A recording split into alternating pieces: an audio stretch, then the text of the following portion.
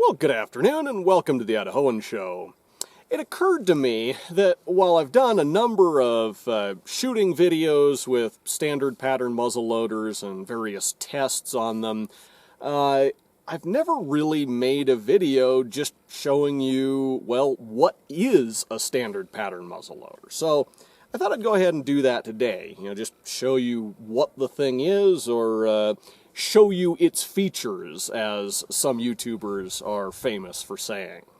So, here I have a Beta-Pattern Muzzleloader, or properly the beta release of the standard pattern muzzleloader, which you've probably heard about. In case you haven't, to make a long story short, as we were developing what we were calling the standard pattern muzzleloader design, we got to a point where it still didn't look and feel quite as refined as some of the other muzzleloaders that are, commercially available, but we'd really refined it as much as we could with the equipment that we had available.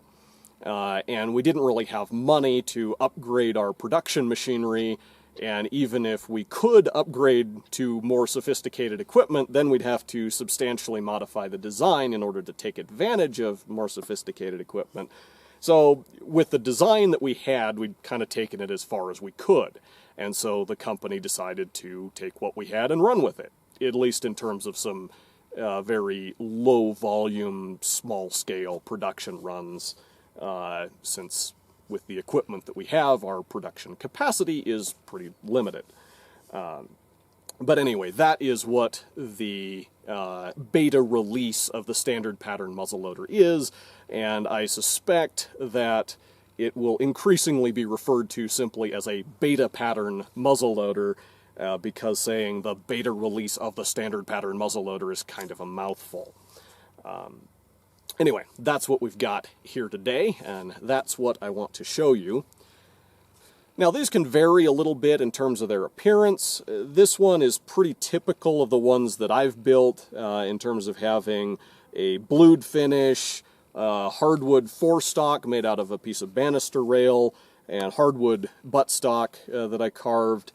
But in principle, there's any number of different metal finishes that these could be finished out with, and any number of different styles of stocks or different ways to make a stock for these.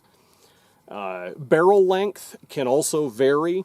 This one is a 16-inch barreled carbine, and this, to my mind, is kind of the quintessential embodiment of the beta pattern muzzleloader.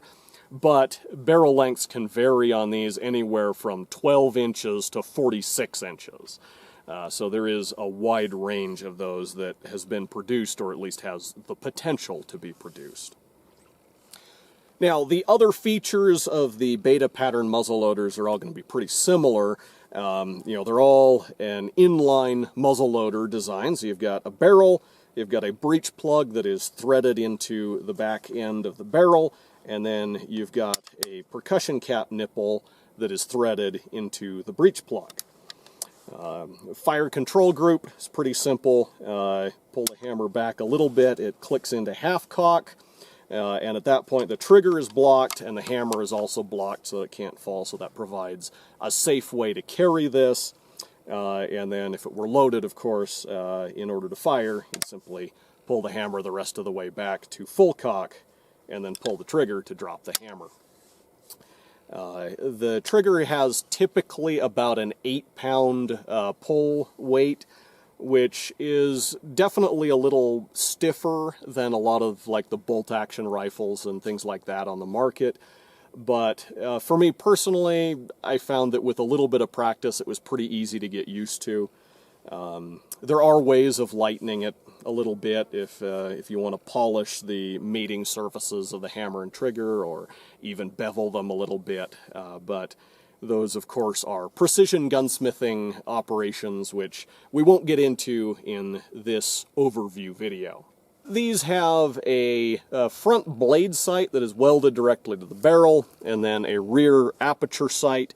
The shape of the front blade sight can vary a little bit. This is probably the most common shape, where it's rounded off a little bit in the front and then has a relatively abrupt surface on the back to present a nice, clean, crisp surface when you're looking down the sights. However, you will also see these where they're rounded off on both sides to provide minimal danger of snagging on anything, or you will occasionally see them with more of a ramp in the back and then a little undercut surface at the tip of the sight to provide more of a target sight. The rear aperture, of course, is adjustable for both windage and elevation. To adjust the windage, well, let me bring this camera around so I can give you a better view here. So, to adjust the windage, I'm just going to loosen the thumb nut here a little bit, and then I can screw the rear aperture in or out, depending on which way I want to adjust it, and then retighten the thumb screw, or the thumb nut rather, to hold it in place. If I want to adjust it for windage, then if I want to move it up, I'm going to loosen the thumb nut on top, back off the elevation adjustment screw as much as I want to adjust it, then retighten that, and then I'm going to come down here, loosen the aperture thumb nut, slide the aperture up until it contacts the elevation screw again, and then retighten it. If I want to adjust it down, then I'm just going to loosen the aperture nut just a little bit so that it's held there in place, but it can still slide. And then I'm going to loosen the elevation nut and use the elevation screw to drive the aperture down as far as I need to adjust it. And then, once again, tighten everything back up. And this, by the way, is much easier to do when you're not trying to hold the sight right in front of a camera like I'm doing here. Now, you may notice that there's an aperture in the elevation screw as well. So actually, the elevation screw and the aperture screw are interchangeable, and they're furnished with two different sizes of apertures. So, at any given time, you'll be using one aperture as the sight, and then the other one will function as the elevation screw. The larger aperture gives you a better view in low light. The smaller one gives you a little bit more precision. So you can just select the one that's more suitable for the environment in which you expect to be shooting.